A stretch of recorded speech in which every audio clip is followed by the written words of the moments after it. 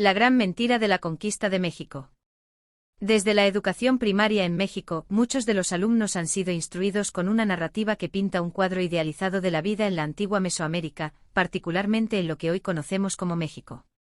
Se nos ha dicho que las sociedades indígenas disfrutaban de una dieta saludable, que las guerras entre ellas eran meramente simbólicas y que existía una armonía con la naturaleza.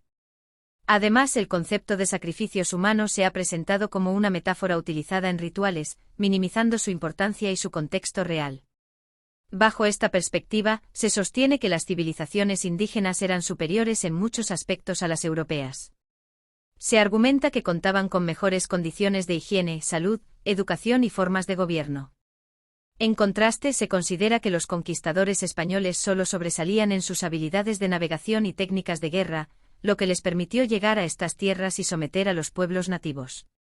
La narrativa continúa con la idea de que los indígenas eran dóciles y pacíficos, incapaces de resistir a un pequeño grupo de españoles armados con espadas de acero y armaduras. El relato sugiere que recibieron a los conquistadores con buenas intenciones, solo para ser traicionados y sometidos por estos crueles invasores. Este enfoque plantea que tras la conquista, los indígenas no tuvieron más opción que acompañar a los españoles en sus expediciones hacia el sur, el norte y las costas de México. El conquistador Hernán Cortés se erige como el principal protagonista de esta historia, siendo representado como un engañador que manipula a los grupos nativos para satisfacer sus ambiciones. Así se perpetúa la idea de que hasta hoy existe un pueblo bueno que fue engañado y un grupo de personas malas que continúan dominando y sometiendo a los descendientes de aquellos pueblos originarios. Sin embargo, es fundamental cuestionar esta visión maniquea y simplista de la historia. La conquista de México, lejos de ser una simple narrativa de buenos y malos, fue un proceso complejo y multifacético que implicó una serie de interacciones, conflictos y resistencias. La historia no es un relato lineal, sino un entramado de experiencias y realidades que debemos analizar con una mirada crítica. Por lo tanto, si esta versión fue la que te enseñaron, es importante reconocer que puede no reflejar la realidad completa. La historia es un campo en constante evolución, y es nuestro deber como individuos informados profundizar en ella, cuestionar las narrativas oficiales y buscar una comprensión más amplia de nuestro pasado. Contexto prehispánico de Mesoamérica. Para comprender el proceso histórico que llevó a la rápida conquista de Tenochtitlán por parte de los españoles, es fundamental analizar el contexto prehispánico de Mesoamérica. Sin esta comprensión, resulta difícil explicar por qué al llegar los conquistadores, les llevó solo unos años tomar una de las ciudades más poderosas de la época. La historia de esta región, que abarca desde la península de Yucatán hasta el altiplano central mexicano, está marcada por la existencia de diversas unidades políticas que a lo largo de varios siglos se enfrentaron en conflictos internos. Estas luchas intestinas eran una característica predominante en muchas áreas de lo que hoy conocemos como Mesoamérica, un territorio con una rica herencia cultural y una diversidad de pueblos. Un aspecto clave en esta historia es el Valle de Oaxaca, donde se desarrollaron intensas rivalidades entre los pueblos mixtecos y zapotecos, conocidos localmente como Nusabi y Vinisa, respectivamente. Durante la llegada de los españoles, los zapotecos estaban en un proceso de expansión que se dirigía hacia el istmo de Tehuantepec y el Soconusco, al sur de Chiapas. Este proceso de expansión no solo se limitó a la arena local, sino que también llevó a los Vinisa a participar en la conquista de Guatemala, buscando así consolidar su dominio en el sureste de México. Por otro lado, las comunidades del Altiplano Central, donde se ubicaban pueblos como los nahuas y los otomíes, habían estado durante siglos intentando restaurar la paz y la unidad de la legendaria Tolan, una mítica ciudad que simbolizaba la prosperidad y el orden. Desde la caída de Teotihuacán, estos pueblos habían vivido en un contexto de fragmentación y conflicto, lo que dificultaba el establecimiento de una paz duradera. Es esencial entender que esta larga historia de luchas y aspiraciones políticas influyó en la manera en que estos pueblos recibieron a los conquistadores españoles. A medida que Hernán Cortés y su expedición desembarcaban en las costas de México, los pueblos del Altiplano Central, en su búsqueda de alianzas estratégicas, vieron en los españoles una oportunidad para enfrentar a sus enemigos tradicionales. Desde el primer momento de su llegada, comenzaron a establecer alianzas con los conquistadores, impulsados por la esperanza de restaurar la unidad y la paz que habían buscado durante tanto tiempo. Este complejo entramado de conflictos internos, aspiraciones de expansión y el deseo de restaurar un orden perdido, explica en gran medida la rapidez con la que los españoles pudieron someter a Tenochtitlán. Tenochtitlán. El entendimiento de la historia de México, particularmente en el contexto de la época prehispánica, puede ser un desafío considerable debido a la complejidad de las dinámicas políticas y militares que existían en la región. A menudo se asocia la nación moderna de México con la antigua Tenochtitlán, que fue la capital de la Triple Alianza, un vasto imperio que dominaba gran parte del territorio mesoamericano en su momento. Sin embargo, esta percepción simplificada puede llevar a malentendidos sobre la realidad histórica. Tenochtitlán, fundada por los mexicas, se erigió como un centro de poder en el Valle de México. Sin embargo, es fundamental reconocer que, a pesar de su grandeza, no era el único poder militar en la región. Por ejemplo, Tlaxcala, un estado vecino, se mantuvo independiente y fue una de las principales fuerzas que nunca fue conquistada por los mexicas. Este hecho es significativo, ya que demuestra que las relaciones entre los distintos pueblos eran complejas y que existían rivalidades y alianzas que desafiaban la idea de una unidad política consolidada. Además, la expansión de otros grupos, como los purépechas de Michoacán y los otomíes, representaba una amenaza constante para los mexicas. Los purépechas en particular, se encontraban en una posición estratégica y habían logrado consolidar un poder considerable en el occidente de México, cerrando así un cerco que podría haber afectado directamente a la Cuenca de México. Este contexto histórico es crucial para entender la vulnerabilidad en la que se encontraba Tenochtitlán, a pesar de su aparente grandeza. La noción de un imperio poderoso y unificado en la Cuenca de México se desmorona al analizar estos factores. En realidad, había una pluralidad de pueblos y estados en constante interacción, algunos de los cuales eran enemigos acérrimos de los mexicas. Este entorno de rivalidades y alianzas explica, en parte, la rapidez con la que Hernán Cortés pudo tomar Tenochtitlán en 1521. Cortés, al llegar a la región, supo capitalizar las tensiones existentes y formar una de las alianzas más grandes de pueblos nativos en la historia de México, lo que le permitió reunir fuerzas que se oponían a la hegemonía mexica.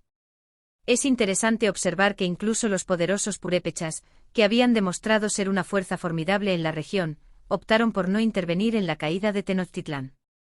Esto sugiere que la percepción de debilidad en el imperio mexica, una vez que fue desmantelado por la alianza de Cortés y sus nuevos aliados, llevó a otros pueblos a considerar que la caída de Tenochtitlán era inevitable.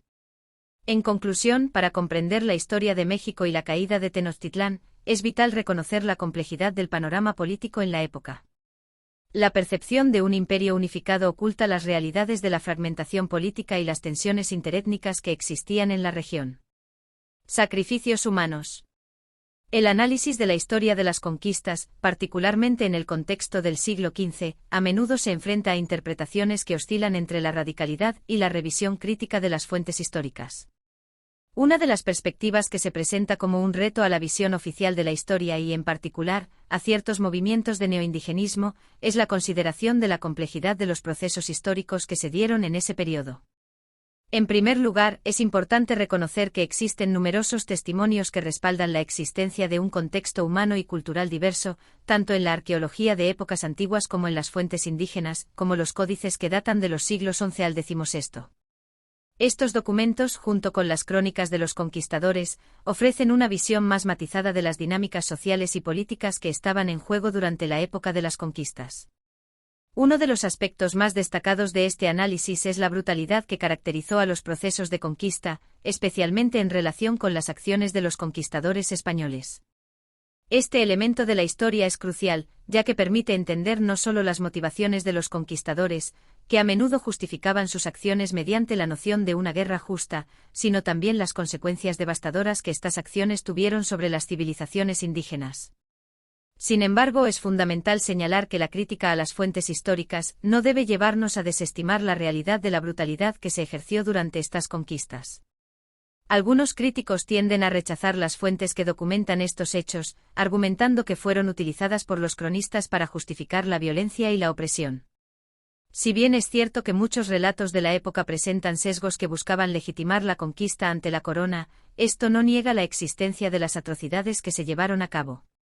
Es esencial, por lo tanto, mantener un enfoque equilibrado que reconozca tanto la intención política detrás de los relatos como la veracidad de los eventos descritos. La importancia de comprender el trasfondo ideológico y religioso que sustentaba las prácticas de los conquistadores se vuelve evidente.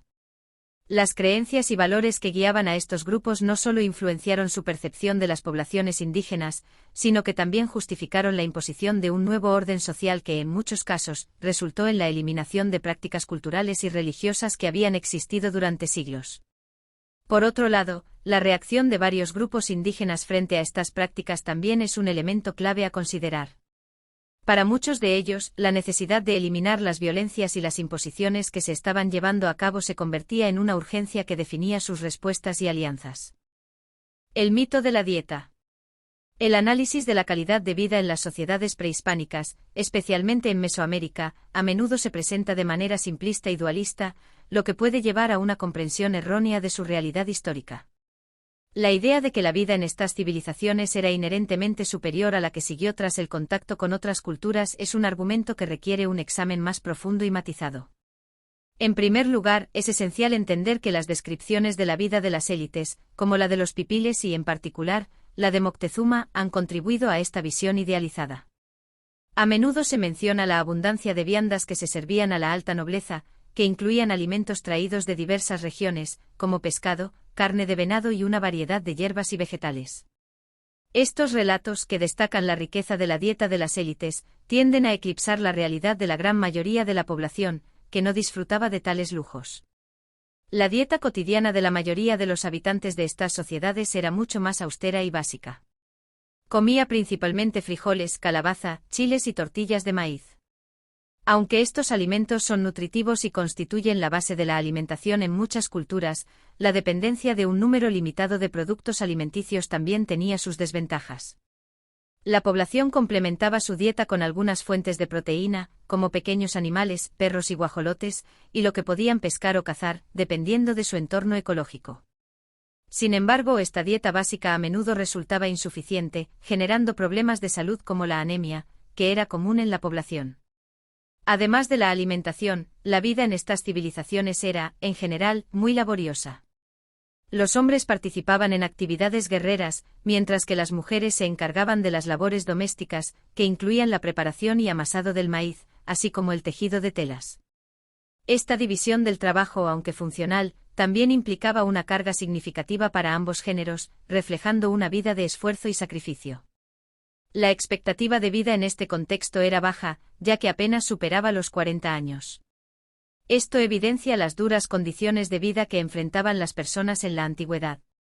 Es crucial señalar que aunque la calidad de vida en Mesoamérica podría parecer precaria, esta situación no era única de esta región. Civilizaciones de otras partes del mundo también experimentaban condiciones similares. Las jerarquías sociales estaban presentes en muchas culturas, y las desigualdades en el acceso a recursos y alimentos eran comunes. Por lo tanto, es fundamental evitar caer en la trampa de ver las sociedades prehispánicas como un modelo de pureza o perfección, sino más bien reconocerlas como civilizaciones humanas en su totalidad, con sus complejidades, luchas y adaptaciones. La vida en las civilizaciones prehispánicas de Mesoamérica era una mezcla de logros culturales y desafíos significativos. La idealización de su existencia puede oscurecer la realidad de la mayoría de la población, que vivía en condiciones de trabajo arduo y con una alimentación limitada. Al entender estas dinámicas, podemos apreciar mejor la riqueza y diversidad de la experiencia humana a lo largo de la historia, evitando simplificaciones que no reflejan la complejidad de las sociedades pasadas. El mito de la agricultura y el desarrollo urbano de Tenochtitlán. El análisis de la civilización europea en contraposición a las sociedades indígenas, particularmente en el caso de Tenochtitlán y otras comunidades de la Cuenca de México, a menudo se encuentra envuelto en una narrativa de idealización que puede resultar en la subestimación de la riqueza cultural y social de estas civilizaciones precolombinas. Un aspecto fundamental que merece atención es la organización y el desarrollo urbano de Tenochtitlán, que se manifestaba en diversas prácticas agrícolas y urbanas que eran altamente sofisticadas. Uno de los sistemas más destacados de la agricultura intensiva en esta región era conocido como las chinampas. Estas estructuras, que se asemejaban a jardines flotantes, eran una innovadora forma de cultivo que permitía el uso eficiente de los recursos hídricos disponibles. Las chinampas no solo ofrecían una producción agrícola abundante, sino que también constituían un ejemplo de sostenibilidad ambiental y de adaptación al entorno acuático del lago de Texcoco. A través de este sistema, las canoas de servicio público desempeñaban un papel crucial, facilitando el transporte y la recolección de productos agrícolas, además de la recolección de desechos humanos, que eran utilizados como abono, lo que demuestra un entendimiento avanzado de la ecología y la fertilidad del suelo. Además de la agricultura, Tenochtitlán contaba con una infraestructura hídrica notable, que incluía sistemas de acueductos diseñados para llevar agua potable a diferentes barrios de la ciudad. Este ingenioso diseño no solo garantizaba el acceso a agua limpia, sino que también evidenciaba un alto nivel de organización social y administrativa. La existencia de autoridades que regulaban actividades y promovían la educación para diversas clases sociales es otro indicador de una estructura social compleja y bien organizada. Sin embargo, es importante señalar que el desarrollo social y cultural de las civilizaciones indígenas no debe ser utilizado como un argumento para menospreciar las contribuciones que trajeron los españoles a América. A lo largo de la conquista y colonización, los colonizadores introdujeron una serie de instituciones y prácticas que en muchos casos resultaron ser complementarias a las estructuras existentes en las sociedades nativas. Por ejemplo, la llegada de hospitales, colegios, sistemas administrativos y legales permitió una mejor organización de la vida social de los grupos nativos, quienes se apropiaron de estos elementos para su propio desarrollo. Este proceso de intercambio cultural no fue unidireccional, por el contrario, se trató de una interacción constante entre los nativos y los recién llegados. En el siglo XV se produjo un fenómeno de adaptación y asimilación que enriqueció a ambas partes.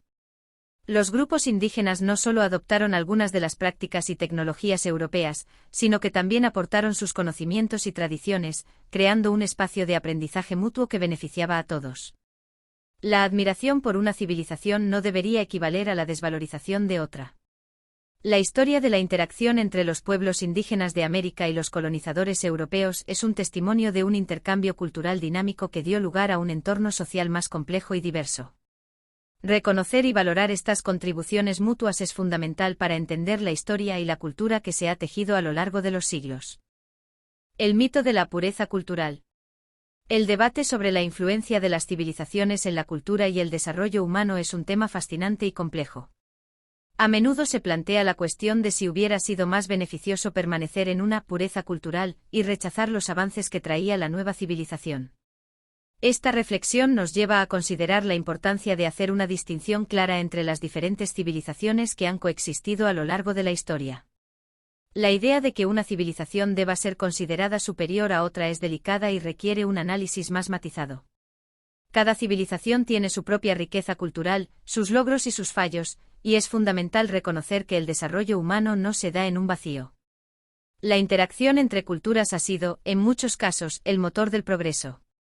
Por un lado, se podría argumentar que la preservación de una cultura pura podría haber mantenido intactas las tradiciones, valores y prácticas que definen a un grupo humano. Esta perspectiva valora la autenticidad cultural y el respeto por las raíces de cada sociedad. Sin embargo, también es esencial considerar que la evolución cultural es inherente a la naturaleza humana. Las civilizaciones no son entidades estáticas, evolucionan, se adaptan y se transforman a través del tiempo, influenciadas por diversos factores externos e internos. Por otro lado, la llegada de nuevas civilizaciones ha traído consigo una serie de beneficios que han transformado las sociedades. Estos beneficios pueden incluir avances en la ciencia, la tecnología, la filosofía y el arte. La posibilidad de crear una nueva cultura, que combine elementos de diversas civilizaciones, ha sido fundamental para el progreso de la humanidad. Esta fusión no solo permite la creación de nuevas formas de expresión y pensamiento, sino que también facilita el intercambio de ideas, valores y prácticas que enriquecen a todas las partes involucradas. Al reflexionar sobre el pasado, es evidente que la coexistencia de civilizaciones altamente desarrolladas ha sido crucial para el surgimiento de nuevas culturas y civilizaciones. Estos encuentros han dado lugar a un diálogo cultural que ha sido, en muchos casos, transformador. La capacidad de aprender de los demás, de adaptarse y de integrar lo mejor de diversas tradiciones ha permitido que las sociedades evolucionen de maneras que, de otro modo, no habrían sido posibles. La discusión sobre la pureza cultural y el impacto de las civilizaciones en el desarrollo humano es compleja y multifacética. Mientras que la preservación de tradiciones culturales es valiosa, la interacción y el intercambio entre civilizaciones han demostrado ser igualmente cruciales para el avance de la sociedad. Es a través de esta dinámica que se han forjado nuevas culturas y civilizaciones que han dejado una huella en la historia de la humanidad, impactando a todo el mundo de maneras profundas y duraderas. El mito de que los españoles impusieron su cultura.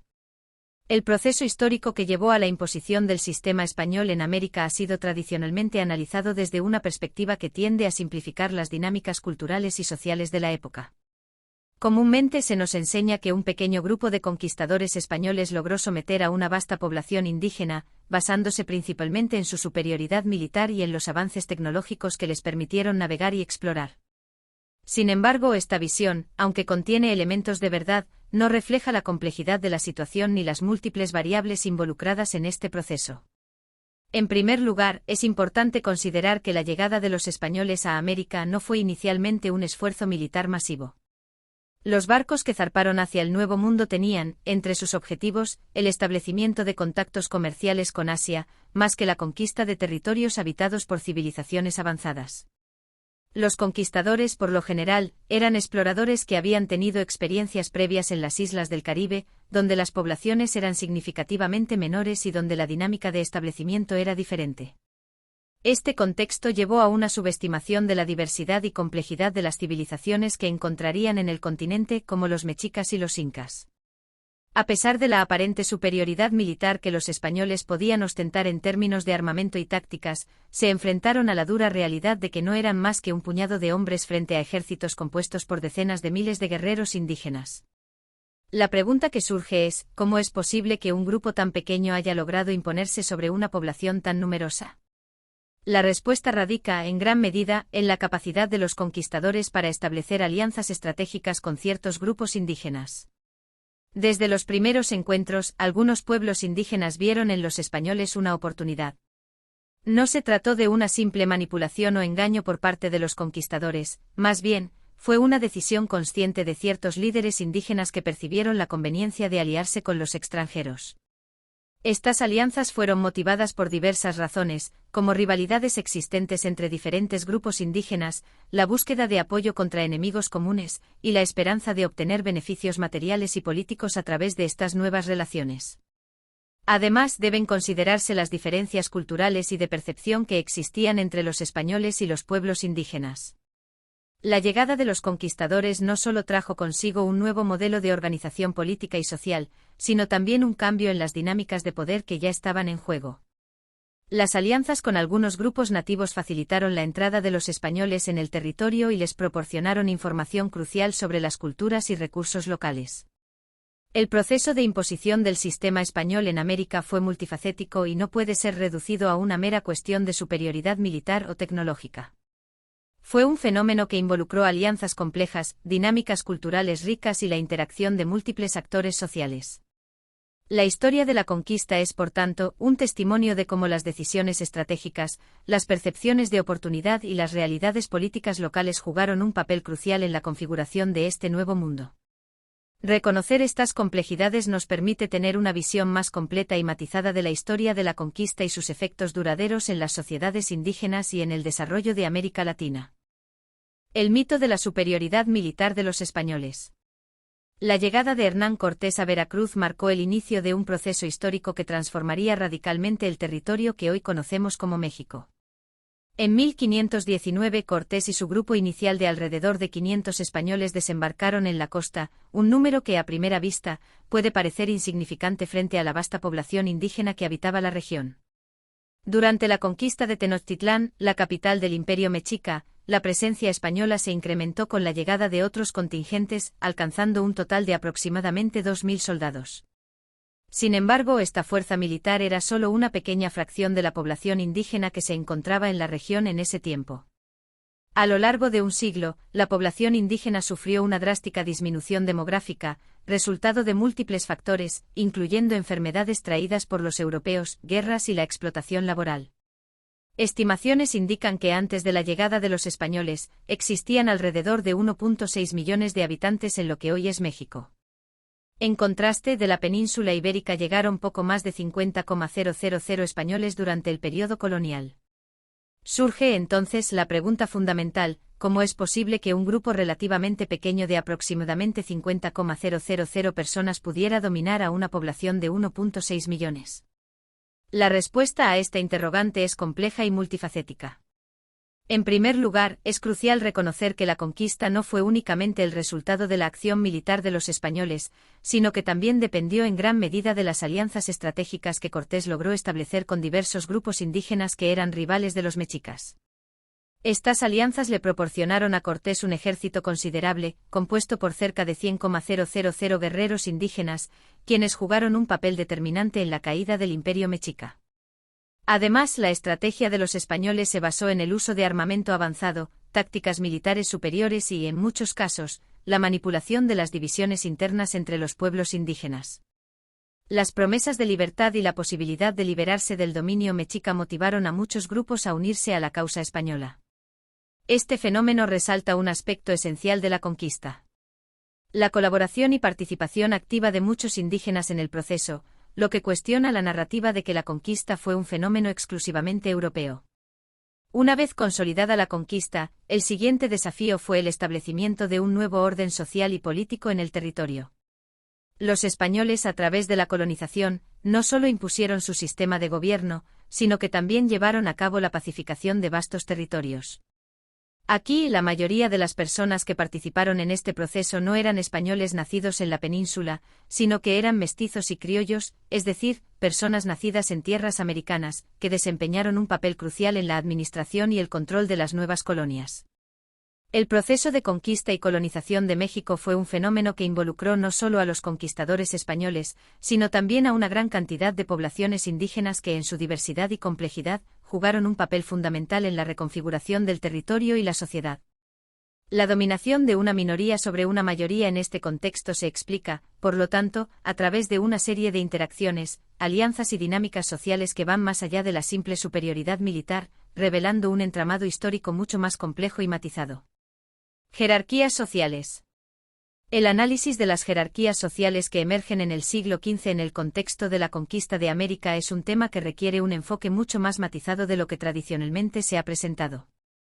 En esta época, las dinámicas de poder no solo se limitaban a una dicotomía simplista entre indígenas y españoles, sino que reflejaban una compleja red de interacciones y relaciones sociales que incluían tanto a personas en posiciones privilegiadas como a aquellos que eran explotados.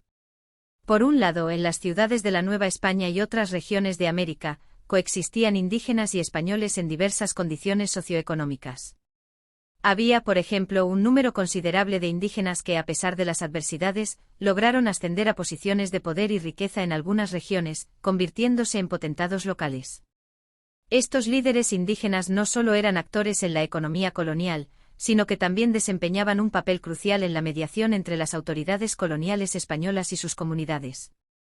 A la par, también existían españoles pobres que a menudo enfrentaban condiciones de vida difíciles y carecían de acceso a los privilegios que se suponía que acompañaban su nacionalidad. Este contexto revela que, lejos de ser un escenario unidimensional de conquista y resistencia, la realidad era mucho más intrincada, con múltiples actores que estaban en juego, incluidos conquistadores españoles que fueron derrotados y líderes indígenas que lograron victorias notables. La historia de la conquista del siglo XVI, por tanto, no puede ser reducida a un relato maniqueo de indígenas contra españoles. La interacción entre estas dos sociedades dio lugar a una nueva estructura social que se puede describir como barroca, caracterizada por su complejidad y diversidad. Sin embargo, la historiografía tradicional, especialmente aquella que se adhiere a la narrativa de una nación doliente, resulta ser insuficiente para abarcar la riqueza de este periodo. Esta visión reduccionista asume que existe una clara división entre los pueblos originarios, que se presentan como siempre dominados o en resistencia, y los colonizadores españoles, sin considerar las múltiples capas de interacción y conflicto que existieron entre ellos. Además, la interpretación que dibuja una sociedad de castas como un sistema rígido y basado únicamente en aspectos étnicos o en el color de piel, no toma en cuenta las realidades previas a este sistema, que antes del siglo XVIII no tenían la relevancia que se les atribuye en narrativas contemporáneas. El papel de los líderes indígenas en la conquista. El relato histórico de la conquista de México ha sido tradicionalmente presentado de una manera maniquea, donde los personajes y eventos se dividen claramente entre buenos y malos. Esta visión ha sido reforzada a lo largo de los años en el sistema educativo y en la cultura popular, especialmente en el caso de figuras emblemáticas como Cuauhtémoc, el último emperador mexica. Este personaje es ampliamente reconocido y homenajeado en numerosas escuelas, calles y plazas a lo largo de México. Sin embargo, esta narrativa simplista a menudo omite la complejidad de la historia y de otros personajes importantes que jugaron un papel crucial durante este periodo. Uno de estos personajes es Mazatzin, un conquistador que se aventuró en la conquista de la Mixteca antes de que se llevara a cabo la caída de Tenochtitlán. Mazatzin lideró estas expediciones en nombre del rey de España, actuando sin la participación directa de los conquistadores españoles. Su historia es un claro ejemplo de cómo los líderes indígenas también tomaron la iniciativa en la construcción de un nuevo orden social y político durante la conquista. Este tipo de liderazgo indígena es a menudo ignorado en las narrativas más comunes. Otro personaje que merece atención es Xicoténcatl el Viejo, un líder tlaxcalteca que estableció alianzas estratégicas a través de matrimonios y uniones de sangre con las mujeres nobles tlaxcaltecas. Este tipo de alianzas no solo fortaleció su posición en la región, sino que también facilitó la cooperación con los conquistadores españoles. A través de estas alianzas, Xicoténcatl y otros líderes indígenas pudieron no solo consolidar su poder regional, sino también enviar contingentes de guerreros para participar en la conquista de otras áreas, incluyendo el norte de México y, en algunos casos, incluso otras regiones del continente. El conquistador ñañu Fernando de Tapia Conin es otro nombre significativo en esta narrativa. Fundó la ciudad de Querétaro en 1531 y al establecerse como una figura de autoridad en esta nueva comunidad, se convirtió en un actor clave en la creación de una nueva sociedad. Su labor fue fundamental en la construcción de conventos, templos, zonas ganaderas y sistemas de riego en la región del Bajío. Esta área había estado deshabitada por más de 7 siglos, y la llegada de los conquistadores, junto con la reafirmación de la cultura ñañu, contribuyó a la revitalización de la civilización en esta parte del altiplano central. A pesar de que la cultura ñañu fue desplazada por otros grupos, especialmente los náhuatl, durante varias generaciones, la llegada de figuras como Fernando de Tapia Conin permitió que esta cultura reivindicara su papel civilizador en la región. Así, la historia de la conquista de México no es solo una historia de opresores y oprimidos, sino también de interacciones complejas, alianzas y la construcción de nuevas identidades y sociedades. Es fundamental revisar y ampliar nuestra comprensión de la conquista y sus protagonistas. Reconocer y estudiar a personajes como Mazatzin, Xicoténcatl el Viejo y Fernando de Tapia Conin nos permite tener una visión más completa y matizada de esta época, destacando la participación activa de líderes indígenas en la reconfiguración del panorama social y político del México del siglo XVI. Solo así podremos entender la riqueza y complejidad de la historia de México, que va más allá de la dicotomía entre conquistadores y conquistados. En este contexto, es importante reconocer la figura de varios líderes nativos que jugaron un papel fundamental en la configuración de esta historia. Sin embargo, además de estos líderes indígenas, hay otros personajes que también fueron cruciales para el desarrollo de los acontecimientos de este periodo. Entre ellos se encuentra Juan Garrido, un conquistador africano que se destacó por ser uno de los primeros hombres de origen africano en llegar a América. Garrido no solo participó en la conquista, sino que también hizo una notable contribución al introducir el cultivo de trigo en estas tierras, un hecho que tendría un impacto significativo en la agricultura y la alimentación de las poblaciones locales. Otro personaje relevante es Juan Ruiz de Alarcón, quien nació en esta misma región y llegó a ser un dramaturgo reconocido a lo largo y ancho del Imperio español. Su obra no solo refleja las influencias culturales de su tiempo, sino que también ofrece una mirada al cruce de identidades y tradiciones que se estaba produciendo en la Nueva España. Además, no podemos dejar de mencionar a Fray Francisco de Tembleque, un arquitecto y constructor que ha sido objeto de mis constantes reflexiones tanto en el canal como en las visitas presenciales que realizo. Tembleque es conocido por haber diseñado y gestionado la mayor obra hidráulica del Imperio español, que además de sus características ingenieriles, se erige como un templo sagrado indígena. Este proyecto no solo representó un hito en la arquitectura colonial, sino que también simbolizó el intento de armonizar las tradiciones indígenas con las influencias europeas, un proceso complejo que caracterizó el periodo de la conquista y colonización. Estos personajes y sus contribuciones son fundamentales para entender la rica y compleja historia del siglo XV-XVI, un tiempo en el que las culturas chocaban, se fusionaban y se transformaban en el contexto de un nuevo mundo en formación. La historia de la guerra tolteca-chichimeca y de aquellos que intervinieron en ella nos ofrece una visión más profunda de los cambios sociales, culturales y económicos que tuvieron lugar en este periodo, así como de los desafíos y las adaptaciones que las comunidades indígenas enfrentaron ante la llegada de nuevas influencias.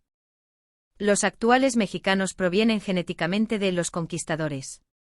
Si tus orígenes provienen del altiplano central mexicano, es muy probable que seas descendiente de los valientes conquistadores que tomaron la ciudad de Tenochtitlán. Esta histórica ciudad, que fue el corazón del Imperio Mexica, no solo fue un centro cultural y político, sino también el punto de partida de una gran alianza de pueblos. Los grupos que conformaron esta alianza, que habitaban la Cuenca de México, jugaron un papel crucial en la conquista y consolidación del dominio virreinal español en la región.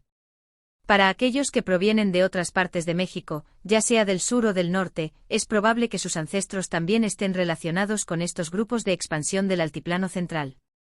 Por ejemplo, los tlaxcaltecas, un pueblo que se destacó por su resistencia y su papel estratégico durante la conquista, así como los ñañu, que se asentaron en el norte y también participaron en estos eventos históricos.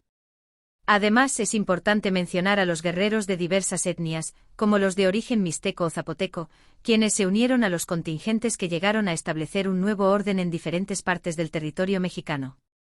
Estos pueblos indígenas no solo colaboraron en la conquista, sino que también desempeñaron un papel fundamental en la reconfiguración social y cultural de Mesoamérica. Así, el proceso de colonización no solo fue una simple imposición de un nuevo régimen, sino que involucró una compleja interacción entre diferentes grupos étnicos y culturales. Desde la Sierra Sur, que se extiende a lo largo de la costa del Pacífico, hasta las selvas del sureste, la diversidad de los pueblos indígenas fue un factor determinante en la formación de la nueva sociedad virreinal. Por lo tanto, al reflexionar sobre las raíces, se puede dar cuenta de que la historia de la ascendencia está entrelazada con la de estas antiguas civilizaciones y sus luchas. Comprender este pasado no solo enriquece tu identidad, sino que también te conecta con un legado que ha moldeado profundamente la cultura y la historia de México.